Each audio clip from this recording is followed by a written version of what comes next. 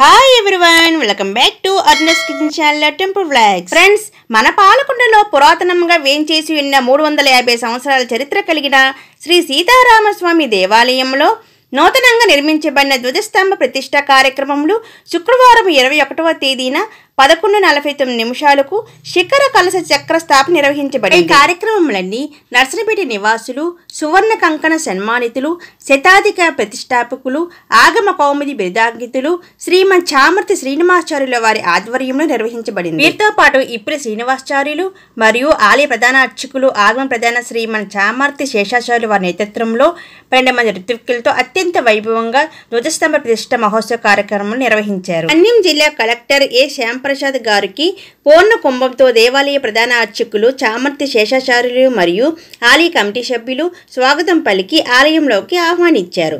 అనంతరం నూతన ధ్వజస్తంభ ప్రతిష్ట కార్యక్రమంలో పాల్గొని పూజలు నిర్వహించారు. ఫ్రెండ్స్, అత్యంత వైభవంగా జరిగే నూతన ధ్వజస్తంభ ప్రతిష్ట మహోత్సవ కార్యక్రమం చూద్దామా మరి.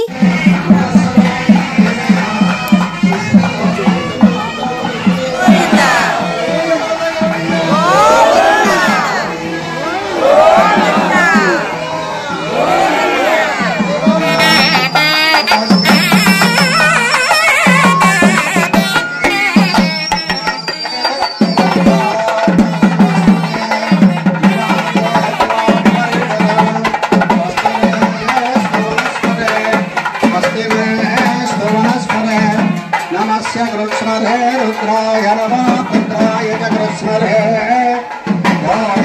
नमस्ते अश्वमानाय शिव शिव शिवज्ञा नमस्ते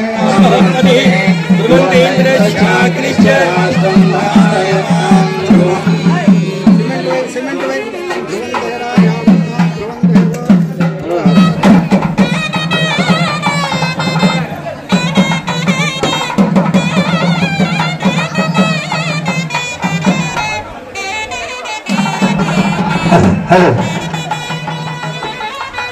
इंद्रम तेरा जबर श्री प्राण प्रतिष्ठा महामंडलस्य ब्रह्म विष्णु महेश्वर विषयः. ఫ్రెండ్స్, ధ్వజస్తంభ ప్రతిష్ట కార్యక్రమం చూశారు కదా, ఎలా ఉంది? తప్పకుండా కామెంట్ చేయండి, లైక్ చేయండి, సబ్స్క్రైబ్ చేయండి, ఎవరికైనా షేర్ చేయండి. జై శ్రీరామ్.